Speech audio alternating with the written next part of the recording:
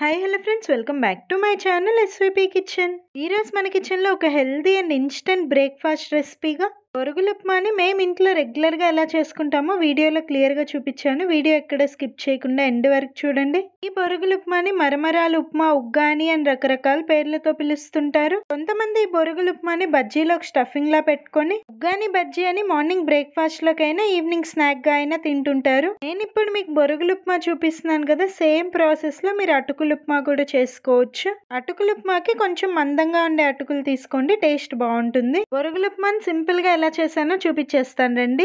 ఉప్మా చేసే ప్యాన్ లోకి 3 టీ స్పూన్ల ఆయిల్ ని హీట్ చేసుకోండి. 1/2 టీ స్పూన్ ఆవాలు, 1/2 టీ స్పూన్ జీలకర్ర, 1 టేబుల్ స్పూన్ పల్లీలు వేసుకొని పల్లీలు మాడిపోకుండా లో ఫ్లేమ్ లోనే 3 నిమిషాల పాటు బాగా ఫ్రై చేసుకోండి. మీకు వీలైతే మన ఛానల్ ఇన్స్టాగ్రామ్ లో కూడా ఫాలో అవ్వండి, లింక్ డిస్క్రిప్షన్ లో ఇస్తున్నాను.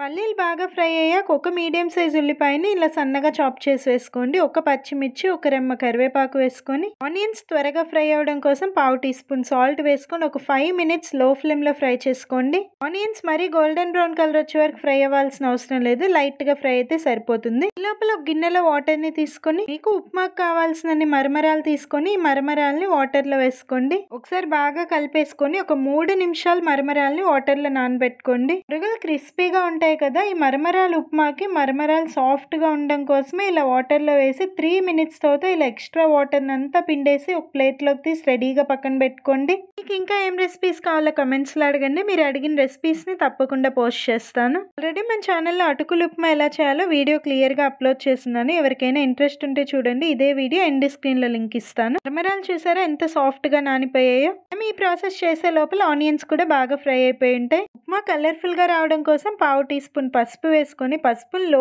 ఫ్లేమ్ లోనే ఒక 2 నిమిషాలు ఫ్రై చేసుకోండి. ముందుగా నానబెట్టుకున్న మరమరాలు వేసుకొని ఒకసారి బాగా కలిపేసుకొని 2 నిమిషాలు ఫ్రై చేసుకొని వెంటనే స్టవ్ ఆఫ్ చేసేయండి. చూసారా, పసుపు వేయడం వల్ల ఉప్మా ఎంత కలర్ఫుల్ గా వచ్చిందో. టేస్ట్ చూసుకొని మీ టేస్ట్ కి సరిపడే సాల్ట్ ని అడ్జస్ట్ చేసుకోండి. ఈ ఉప్మాని ఇలాగే ప్లెయిన్ గా తినేయచ్చు. కొత్తిమీర ఆప్షనల్, మీ దగ్గర ఉంటే వేసుకోండి, లేదంటే స్కిప్ చేసేయండి. ఉప్మాకి ఎక్స్ట్రా టేస్ట్ అండ్ ఫ్లేవర్ కావాలంటే లాస్ట్ గా 1.5 టీ స్పూన్ వరకు పుట్నాల పొడి వేసుకొని బాగా కలిపేసుకోండి. పుట్నాల పొడి ఫ్లేవర్ బొరుగుల ఉప్మాకైనా అటుకుల ఉప్మాకైనా చాలా బాగుంటుంది, అస్సలు స్కిప్ చేయకండి. అంతే, హెల్దీ అండ్ టేస్టీ బొరుగుల ఉప్మా రెడీ. ఇలాగే ప్లెయిన్ గా ఉప్మాలా తినాలనుకున్న వాళ్ళు తినేయండి, లేదా మిరపకాయ బజ్జీలో ఈ ఉప్మాని స్టఫింగ్ లా పెట్టుకొని ఉగ్గాని బజ్జీలా తినేయండి. మేము ఇంట్లో రెగ్యులర్ గా పుట్నాల పొడి ఎలా చేస్తామో క్లియర్ గా వీడియో అప్లోడ్ చేస్తున్నాను, ఎవరికైనా ఇంట్రెస్ట్ ఉంటే చూడండి. ఆ వీడియో లింక్ ని ఇదే వీడియో ఎండ్ స్క్రీన్ లో లింక్ ఇచ్చేస్తాను. పుట్నాల పొడిని ఇలా బొరుగుల ఉప్మాలోకే కాకుండా ఇడ్లీ, దోశ, రవ్వ ఉప్మా, సేమియా ఉప్మా, గోధుమ రవ్వ ఉప్మా ఎందులోకైనా తినేయచ్చు. లేదా మనం ఇంట్లో ఆలు, బెండకాయ అండ్ దొండకాయ ఫ్రై ఇలా ఫ్రై రెసిపీస్ చేస్తుంటాం కదా,